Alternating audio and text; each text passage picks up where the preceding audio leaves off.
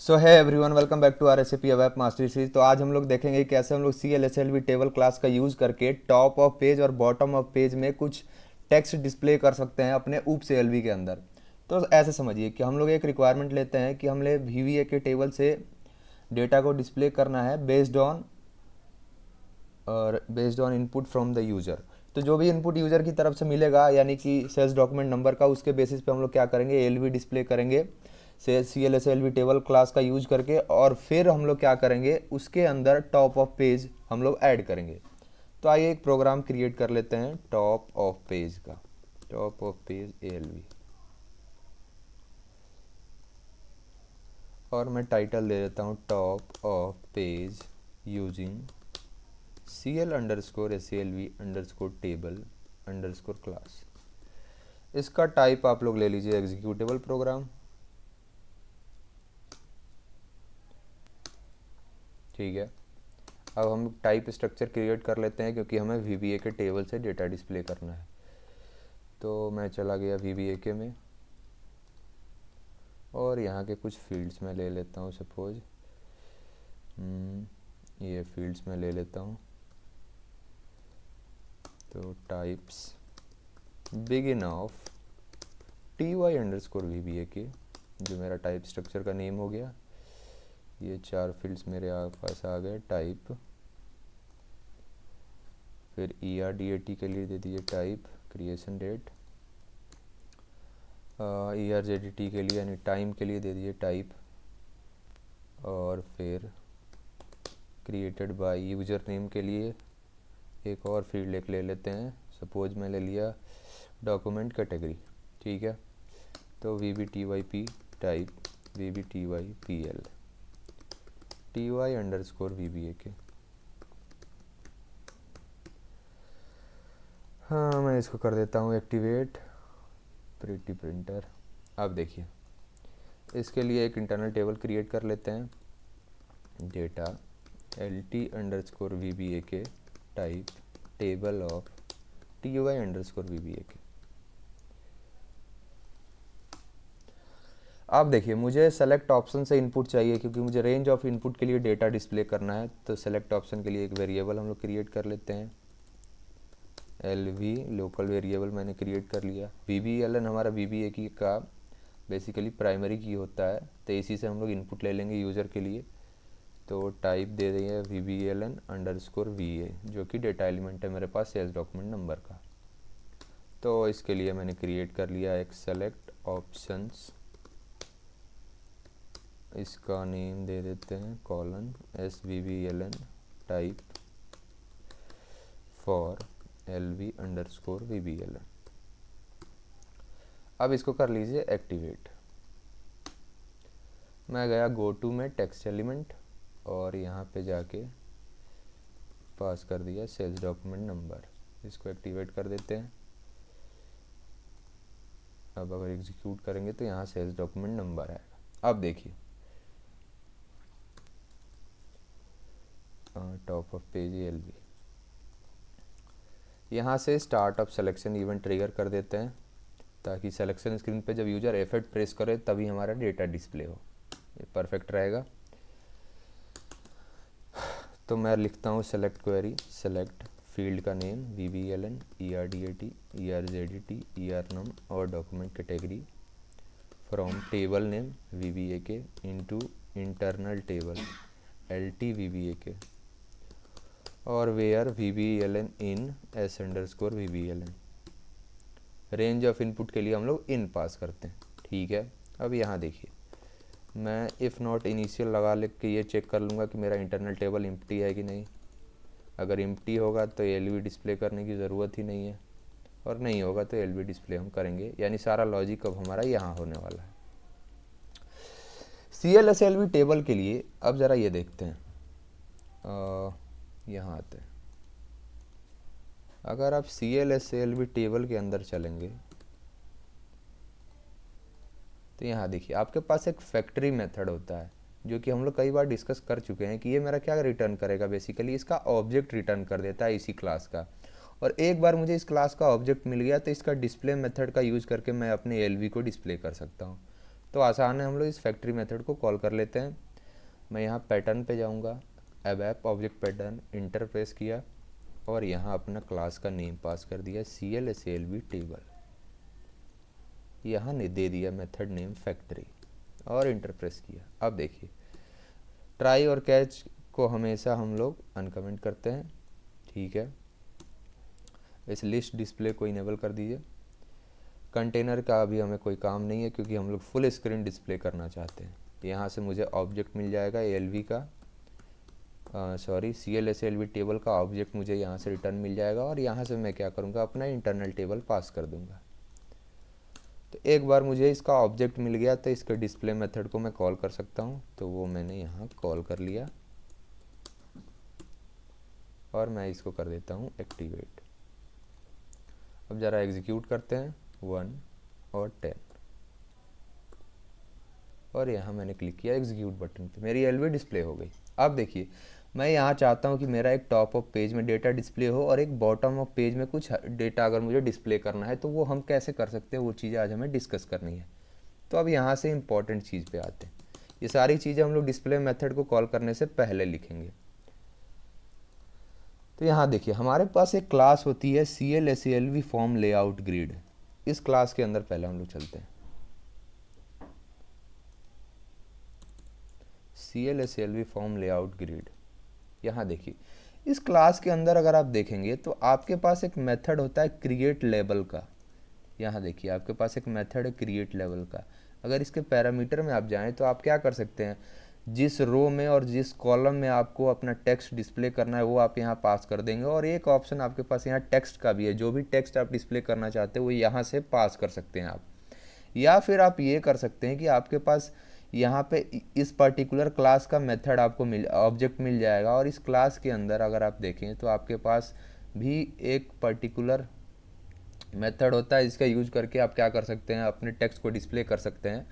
पर वो ज़रूरी नहीं है, हम लोग इस क्लास के इसी टेक्स्ट का पैरामीटर का यूज़ कर लेंगे जो कि मेरा क्या करेगा, अपना पर्टिकुलर टॉप ऑफ पेज मेरा डिस्प्ले कर देगा। तो इस क्लास का हम लोग ऑब्जेक्ट क्रिएट कर लेते हैं। तो मैं यहाँ आऊँगा और डेटा, सपोज मैंने दे दिया name layout grid 1। Top of page के लिए एक ऑब्जेक्ट हम लोग क्रिएट कर लेते हैं, टाइप ref2।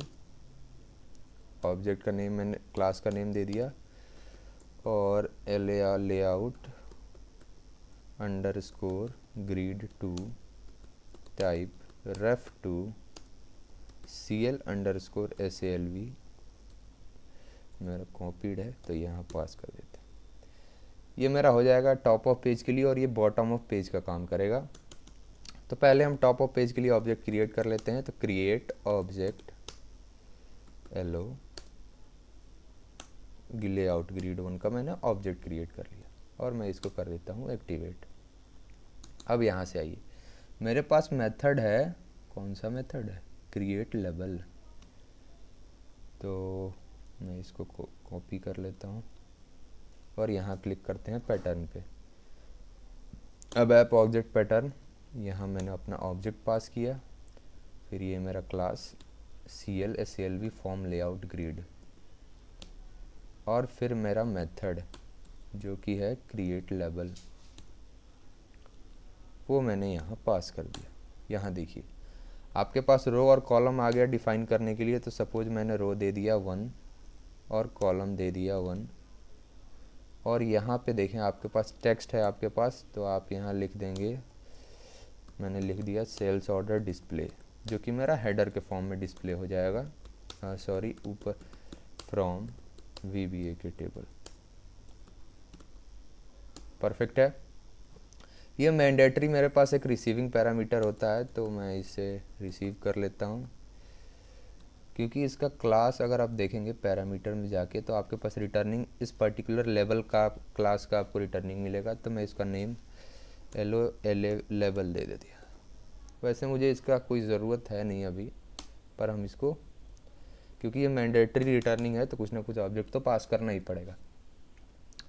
आपने इस पर्टिकुलर क्लास के ऑब्जेक्ट से इस मेथड को कॉल किया और इसके अंदर अपना टेक्स्ट को पास कर दिया है। अब इस मेथड को आपको क्या करना पड़ेगा, अपने CLSALV टेबल से CLSLV टेबल से इसको कंबाइन करना पड़ेगा। वो आप कैसे करेंगे वो देखिए। हमारे पास एक परफेक्ट सा मेथड होता है इसके अंदर, set top of list for top of page.